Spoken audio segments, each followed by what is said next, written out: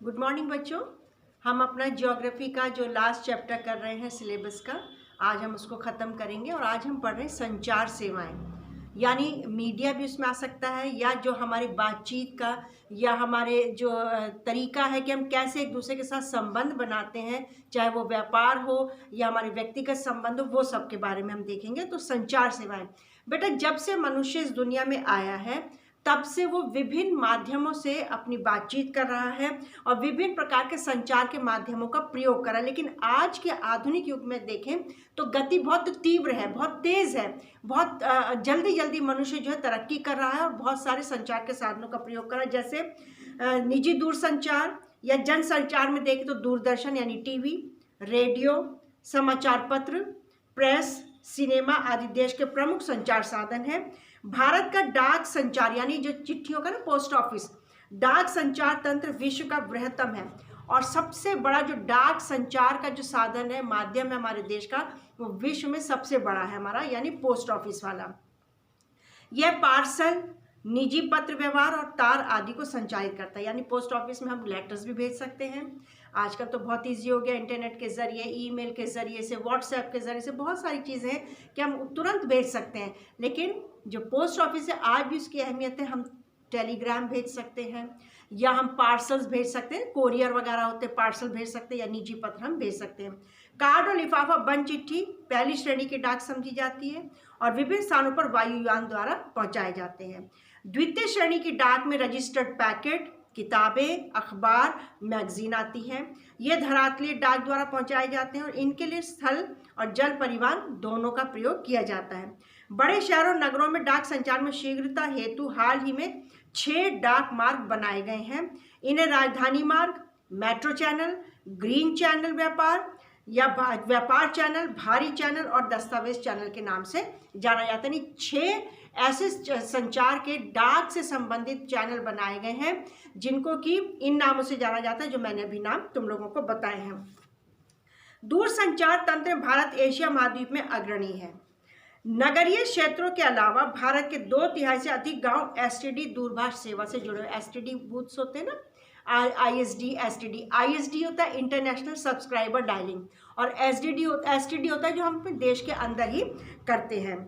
सूचनाओं के प्रसार को आधार स्तर से उच्च स्तर तक समृद्ध करने के लिए भारत सरकार ने देश के प्रत्येक गांव में 24 घंटे एसटीडी सुविधा के विशेष प्रबंध किए हैं। ये सरकार के द्वारा किए गए हैं। पूरे देश भर में एसटीडी की दरों को भी नियमित किया गया है।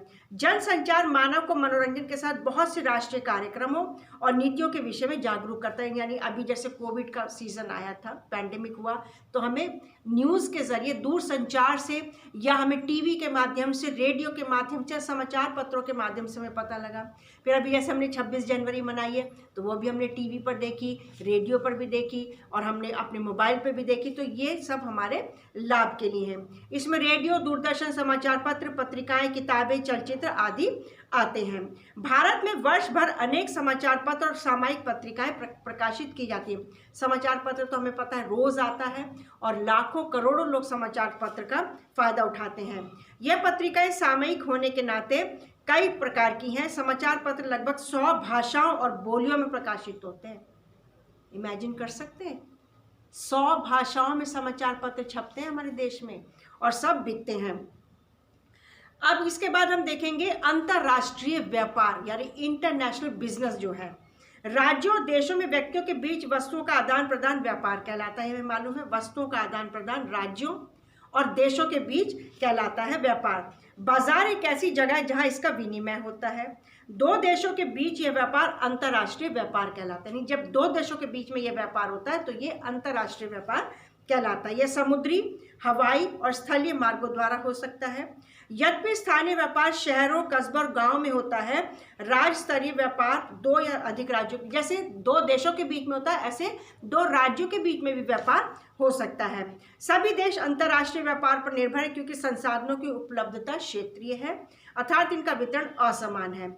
आयात और निर्यात व्यापार के घटक है। आयात हमें मालूम है जो सामान हम लेते हैं, खरीदते हैं, निर्यात जो सामान हम बाहर भेजते हैं। तो आयात और निर्यात व्यापार के 2 घटक हैं। विश्व के सभी भौगोलिक प्रदेशों और सभी व्यापारिक खंडों के साथ भारत के व्यापारिक संबंध हैं।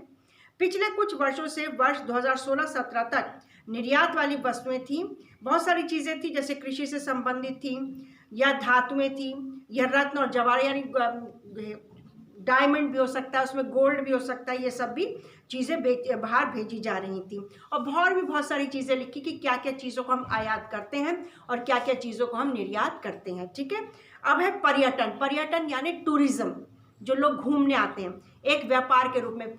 जो टूरिज्म है वो भी एक बिजनेस है। जैसे हमारे इंडिया में बहुत सारी ऐसी चीज़ें हैं जो बाकी विश्व के लोगों को, देशों को अट्रैक्ट करती है, जैसे ताजमहल, जयपुर, हैदराबाद, ऐसी बहुत सारी हमारे देश में सिटीज़ हैं, स्टेट्स हैं जिनको लोग देखने आते हैं। वो है व्यापार। और फिर कई बार लोग बीमार हो जाते हैं तो बाहर जो इलाज बहुत महंगा है वही सेम इलाज हमारे देश में सस्ता होता है, तो लोग अपना इलाज कराने भी आते हैं। तो इस तरीके से भी हमारे देश को इनकम होती है। तो हम देखेंगे पर्यटन एक व्यापार के रूप में, यानी टूरिज्म एक बिजनेस के रूप में।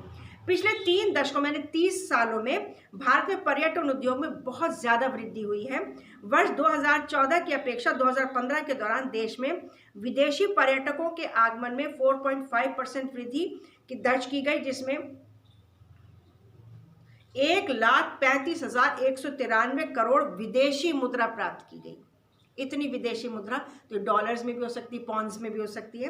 वर्ष 2015 में भारत में 80.3 लाख से ज़्यादा विदेशी लोग, पर्यटक यानी टूरिस्ट लोग यहाँ पर घूमने आए। 150 लाख से ज़्यादा व्यक्ति पर्यटन उद्योग में प्रत्यक्ष रूप से संलग्न है, यानी इसी बिजनेस में 150 लाख से ज़्यादा लोग लगे हुए हैं।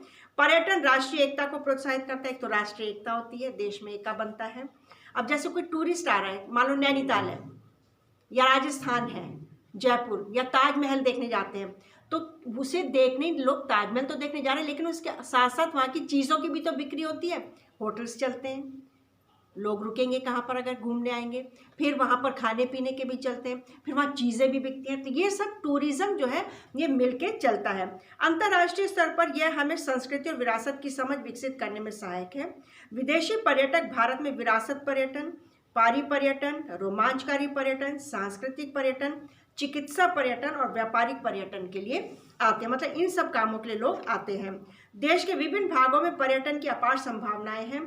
पर्यटन उद्योग के विकास के लिए विभिन्न प्रकार के पर्यटन को बढ़ावा देने के प्रयास किए जा रहे हैं कि लोग यहाँ पर ज़्यादा, और जितना ज़्यादा लोग यहाँ आएंगे उतनी विदेशी मुद्रा अर्जित की जाएगी और हमारे देश में तरक्की होगी, लोगों को रोज़गार मिलेगा। तो ये सब चीज़ें बहुत ज़रूरी होती हैं। बेटा ये चैप्टर यहीं ख़त्म हो जाता है। हमारा सिलेबस ख़त्म हो चुका है। अब पीरियोडिक टेस्ट की तैयारी करो। पीरियोडिक टेस्ट के बाद हम मैप करेंगे। हमारा मैप बिल्कुल नहीं हुए हैं हमारे, तो हम मैप्स करेंगे। मैं भेज दिया करूँगी, मैप्स करोगे, फिर प्रैक्टिस पेपर भेजूँगी, वो करोगे तुम लोग। बस अब पढ़ाई पर ध्यान देना। टाइम नहीं है हमारे पास, पीरियोडिक टेस्ट हो रहे हैं, प्री बोर्ड होंगे, फिर उसके बाद फाइनल हो जाएगा, तो टाइम नहीं। अगर हम सोचे अभी बहुत टाइम है, फरवरी ऑलरेडी शुरू हो चुका है ना, तो ध्यान दें अपनी पढ़ाई पर। और जितना पढ़ाया जा रहा है या पढ़ाया जा चुका है, सब बच्चे घर पर रहकर बहुत ध्यान से उसको पढ़ें, ध्यान दें।